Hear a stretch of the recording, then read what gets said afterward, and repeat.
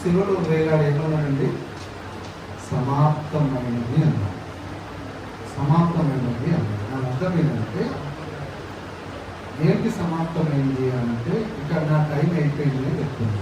నా టైం అయిపోయింది అంటుంది. ఇంకొకసేపు అయితే అందరు వాచ్ చూసుకుంటారు, టైం అయిపోతుంది, ముగించేది అంటుందని. ఆ టైం అయిపోయింది అని చెప్తున్నాడు. చూడండి, యోహాను సువార్త 17వ అధ్యాయము 4వ వచనం చదవండి. చేయుటకు నీవు నాకు ఇచ్చిన పని నేను సంపూర్ణంగా నెరవేర్చి భూమి మీద నిన్ను మహిమపరిచితిని. సరిపోతుంది. ఏంటి సమాప్తమైందటానికి? నీవు నాకు అప్పగించిన పని సంపూర్ణంగా సమాప్తమైనది అని చెప్తున్నాడు.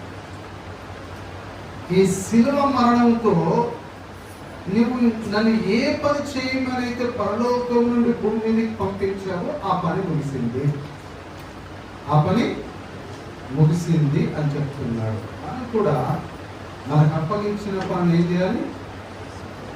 అప్పగించిన పని ఏం చేయాలి? అప్పగించిన పని ఏం చేయాలి?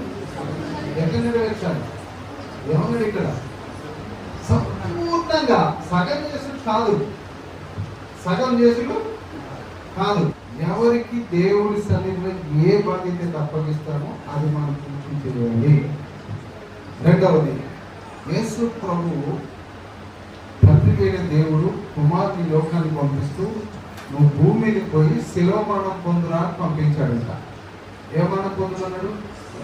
శిలువ మరణం పొందురా అని పంపిస్తే ఆయన శిలువ మరణం పొందాడు. ముందు చచ్చిపోయే ముందట లాస్ట్గా పన ఊపిరితో ఉన్నప్పుడు చెప్తున్నాడు, తండ్రి మొత్తం పని ముగించేశాడుగా అని తండ్రి